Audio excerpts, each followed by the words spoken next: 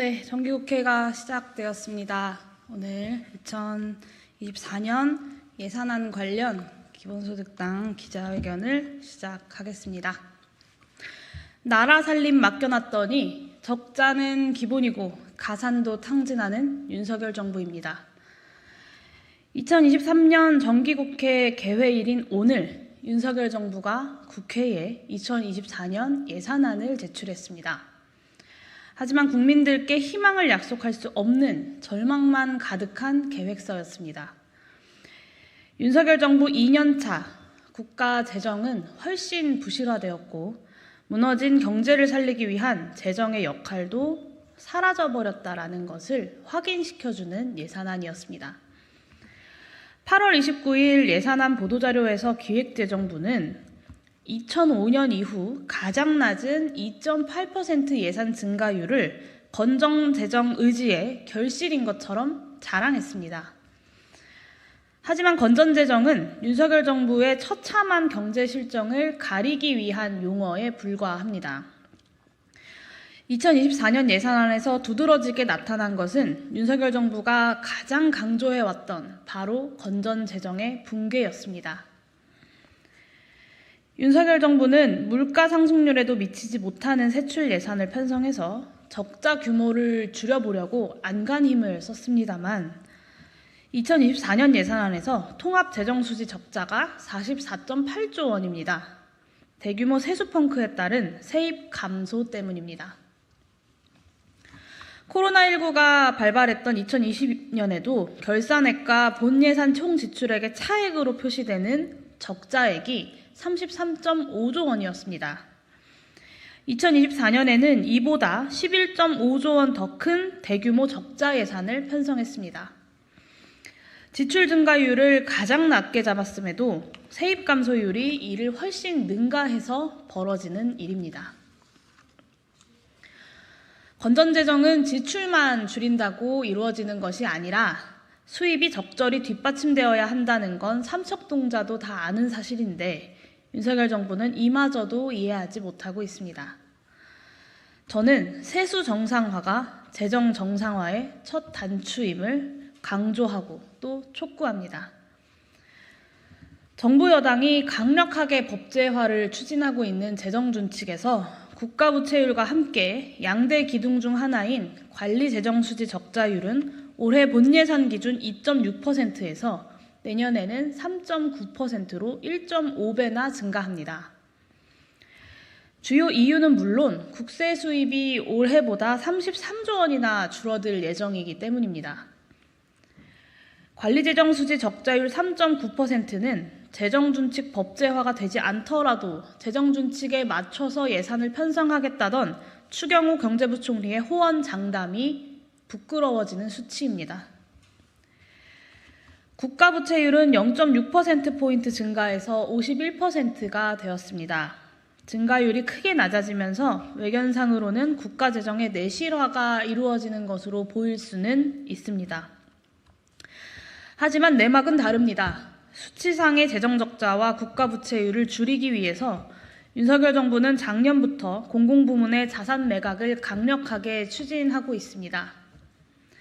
부동산 불황기에 국유재산을 헐값에 매각하는 일이 큰 규모로 진행됐고 또 지금도 진행되고 있습니다. 국가부채율 수치가 같더라도 정부가 자산을 보유하고 있느냐 그렇지 않느냐에 따라서 국가부채의 성격은 확연히 달라집니다.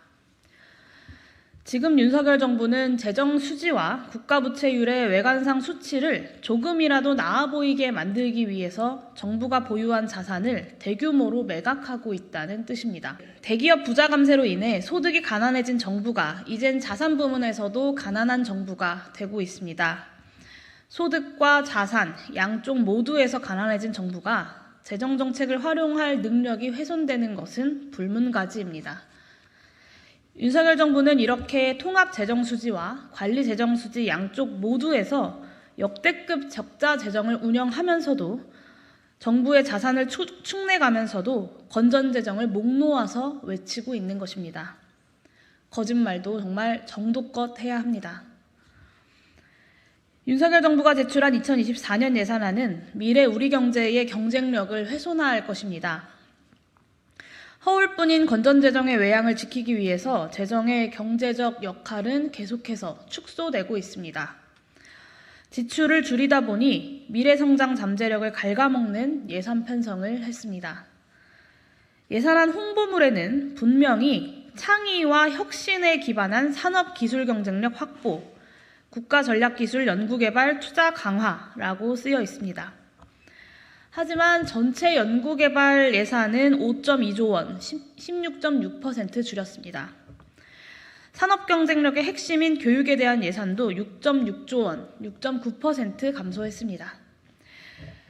국민 경제에서 차지하는 그 중요성이 확인되면서 2008년에 유엔의 국민개정 체계는 연구개발을 소비 지출이 아니라 고정자본을 형성하는 자본 투자로 파악했습니다. 그 이후에 각국의 국민개정에서 연구개발 투자는 그 자체로 GDP에 직접 반영됩니다. 연구개발 투자의 삭감이 곧 GDP 하락을 의미한다는 뜻입니다. 이보다 더 중요한 것은 연구개발이 중장기적인 성장 잠재력을 결정하는 중요한 요소라는 것입니다. 현재 세계 각국은 국가에 의한 산업정책을 경쟁적으로 추진하고 있습니다. 역대 어느 나라를 보더라도 연구개발은 정부 산업정책의 핵심 수단이었습니다. 역대 우리 정부도 이를 충분히 인식하면서 정부와 민간의 연구개발 투자가 꾸준히 증가해왔습니다. 한국은행 국민개정에서 고정자본 형태별 자본 형성을 보면 연구개발은 최근 10년 동안 연평균 6.6% 증가해왔습니다. 정부는 연구개발 투자의 중요성이 갈수록 강화되는 흐름에 정확히 역행하는 예산을 편성한 것입니다. 추경호 경제부총리는 R&D 예산은 IMF 때도 삭감하지 않았다는 것을 까마득히 잊어버린 것입니까? 우리 경제의 미래 경쟁력을 지키는 것이 건전재정이라는 헛된 말을 주워 담는 것보다 100배는 더 중요합니다.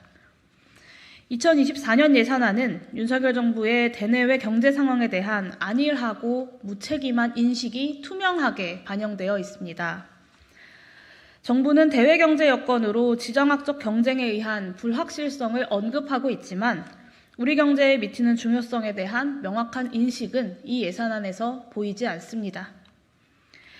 반도체, 전기차, 배터리 등 우리 주력 수출 상품의 대외 경쟁력에 부정적인 영향을 미칠 미중 사이의 기술 패권 경쟁과 이에 대한 윤석열 정부의 한미일 일방 안보 행보에 대해 적어도 경제를 책임지는 기획재정부는 비판적인 입장을 가질 법도 합니다.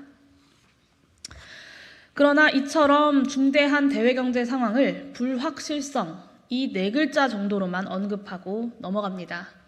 이런 인식으로는 갈수록 불리해지는 통상 여건을 개선하고자 하는 계기가 만들어질 리가 없습니다. 내수경제에 대해서는 하반기에 물가가 안정세에 접어들 것이라는 근거가 부실한 진단을 내놓고 있습니다. 미국의 국채 금리는 상향 추세입니다. 소비자 물가지수에 큰 영향을 미치는 유가와 농식품의 가격도 심상치 않습니다. 국제유가는 꾸준히 상승 중이고 태풍의 영향으로 농식품의 가격이 고통스러울 정도로 올라 있습니다. 마트에 가보면 사과 한 알이 4,000원, 5,000원 수준입니다. 상황을 종합해보면 당분간 한국은행이 기준금리를 내릴 수 없는 상태입니다. 한마디로 고금리 상태가 지속된다는 것입니다. 이를 반영하듯 정부가 주택가격 부양을 위해 출시한 장기 고정금리 정책 상품인 특례 보금자리론의 금리 또한 2차례나 인상했습니다. 고금리 상태의 지속은 원리금 상환액 증가로 가계의 처분 가능 소득을 위축시키고 이는 내수 전반의 위축으로 이어집니다. 바로 이런 일을 방지하기 위해서 재정이 역할을 해야 하는데 대규모 세수 결손에 기초해서 역대급으로 낮게 편성된 2024년의 예산안을 보고 있자니 재정 무기력 상태라는 말밖에 떠오르지 않습니다. 2024년 예산안은 윤석열 정부가 나라 살림을 운용할 능력은 없는데 철진한 보수 이념에 집착하면서 나타날 수 있는 모든 문제들을 집약해 놓았습니다. 올해만 이미 40조 원 이상 줄어들 것으로 예상되는 세입의 정상 회복 없이는 건전재정의 외양조차, 그 외피조차 지키는 것이 불가능합니다. 그럼에도 건전재정이라는 이념을 고집하면서 연구개발과 교육에 대한 투자 축소, 국유자산 헐값 매각 등과 같이 중장기 국가 경쟁력을 훼손하는 재정 운영이 계속됩니다. 경기가 하향 국면에 들어갈 때 재정이 경기 역행적으로 기능을 해야 하는데 지키지도 못할 수치에 집착하는 윤석열 정부의 건전 재정은 오히려 경기 하강, 세입 축소, 재정 축소, 그리고 경기의 추가 하락이라는 악순환 구조를 만들어낼 것입니다. 윤석열 정부에게 요구합니다. 올해는 물론 내년에도 예정된 대규모의 세수 결손을 방지하기 위해 세수 정상화부터 합시다. 이를 위해서는 작년에 통과시킨 대규모 부자 대기업 감세부터 철회해야 합니다.